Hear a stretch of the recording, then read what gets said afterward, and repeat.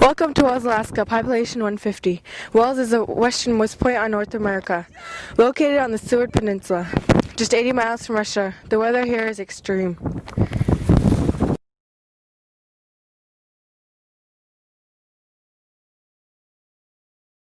Community of Wales, Community of Wales. This is Wales Kincommute School, Wales Kincommute School. Letting you know we have a severe weather warning as of 6 o'clock a.m. today. We have 75 miles an hour of gusts up to 85 coming out of the northeast. Wind chill 55 below. At this time, we are not going to be holding school. Again, we will not be holding school today. We will be giving you updates at 9 and at 11. Also, if we have community power outage occurs, the school crisis intervention response plan will go into effect and doors will be open. Again, repeat, the school doors will be open. Wells Kincommute School, clear.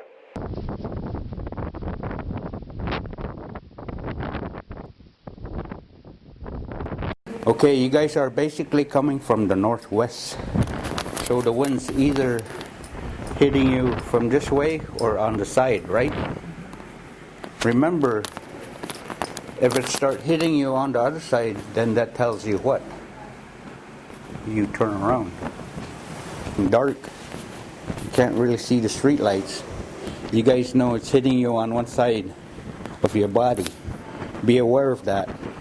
So that if there's any change from hitting you along the shoulder line and then start hitting you back here, you know you changed and you went a little bit to the left.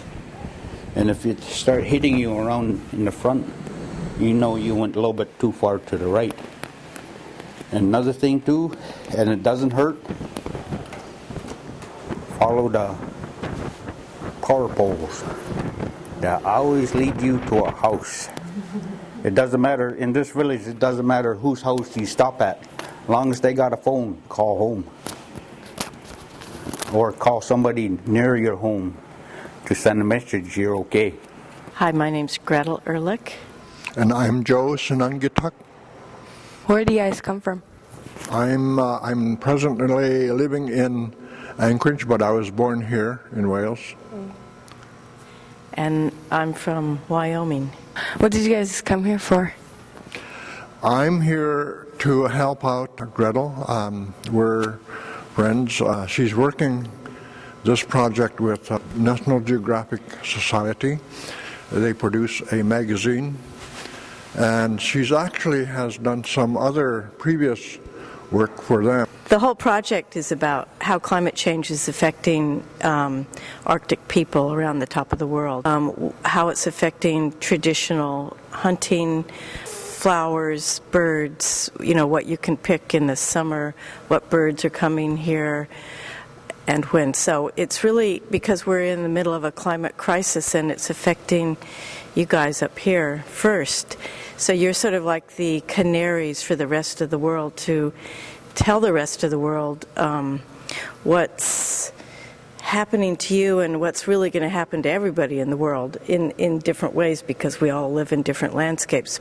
But you also possess in your traditional knowledge the survival skills and patience and courage and resilience in your traditional ways of living and hunting that everybody in the world needs to know. So you have a lot to teach us. My name is Luther Komanasuk, and I'm from Wales, Alaska. I'm one of the whaling captains here who started whaling in 1987. Since then, we experienced the ice thinning. The ice thinning started about, I would say, 8 to 10 years ago. Evidence is starting to show more and more. Our shore ice is not thick anymore. It piled up. See where the ice piled up. That ice that was in the ocean is not very thick. That one right there. Right on the edge. See, it's only about that 3 feet thick maybe. What happened here is when that ice came in, the flow ice came in and it started piling up onto the shore ice. It created cracks, and you can see those cracks right there. And there's some more inside. The ice is heavy, so it kind of broke the ice, shore ice, along this along the edge here. And I've seen ice, this type of ice, all the way. No heavy ice, no big icebergs like what's over there. Just nothing but small ice like this was evident from Swunga, Alaska to here. And also the ocean is real wide.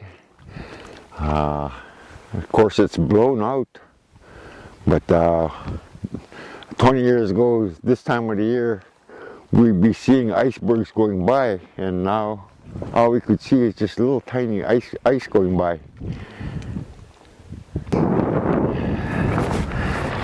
It's breaking up. This ice is ready to go. There's a crack right there.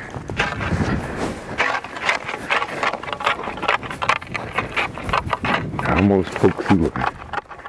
When I was younger, the weather was basically the same, but it seems like that the weather got a little bit warmer the past 10 years.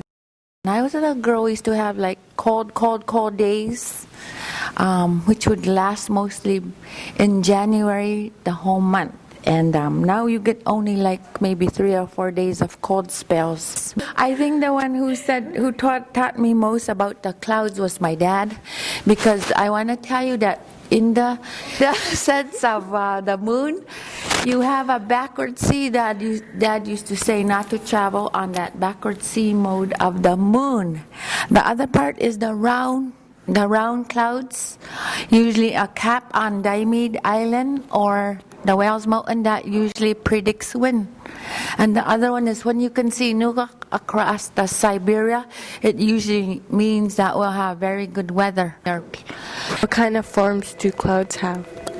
Well, the basic stuff is the lines in the clouds, the long streams like wires going across the wall. That usually means that there's going to be wind like in a couple days. And the roundy ones are usually not too far away, and they're usually called wind caps on the mountain. And in the summer, you look at if it's so calm and you feel a little wave on the ocean. When it's calm and the waves start to come in, usually there's a wind force in the, maybe a little ways away that'll come. Hi, my name is Vanessa Tingok. I'm from the Wells Student Broadcast, and I am interviewing Winton Welkbrook. What has changed in the weather now than in the past? I think weather in the winter seems to be better. There's fewer storms. We have more days of nice weather like today. In the fall, the freeze up is later. In the past, the ice would start freezing maybe end of October, early November. But now, the shore ice doesn't freeze until January, sometimes late December or January. Then in the springtime, it breaks up sooner, like in May. In the past, breakup wouldn't occur until maybe late May, early June, mid-June.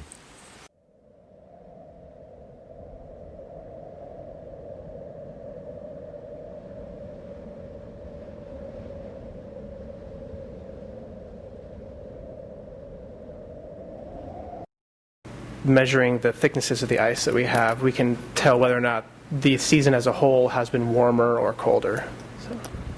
Can you tell how weather is by looking at the ice? Well, I mentioned that when you measure each sections for differences in salinity, that indicates how quickly the ice grew. And as I said, ice grows quickest when it's cold.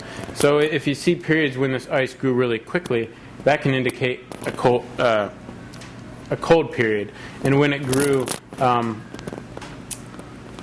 slowly, that indicates that it might have been warmer. How dangerous is the ice pack when it gets too bad to travel or to hunt? You mean that floe ice out there? Lots of heavy ice this year whenever we have long north when it blows that whole ice from up north. When the wind blows, how fast does the ice go? When the wind blows from the northwest, when it's coming down, sometimes 1.5 to 2.5 miles per hour. That's how fast the ice goes sometimes, even stronger.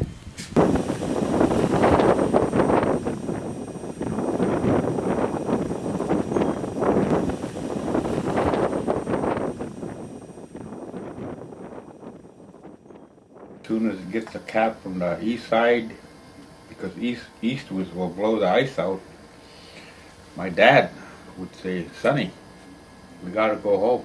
There's too much water we gotta cross." I said, "Dad, it's calm. No, it's gonna start blowing. Look at your mountain. It's got a cap on it from the east side." So I wouldn't argue, and we would go home, and sure enough.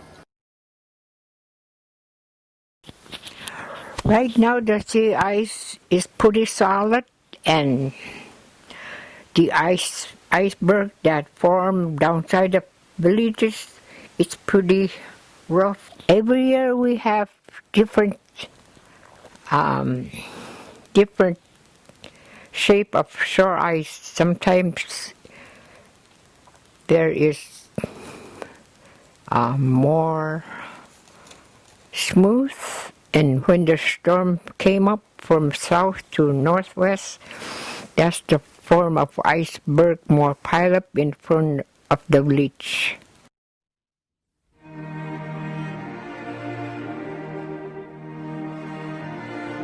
Sometimes the weather is pretty nice, and wind always change real fast, and wind pick up, sometimes pretty gusty wind. But we survive on these weather problems.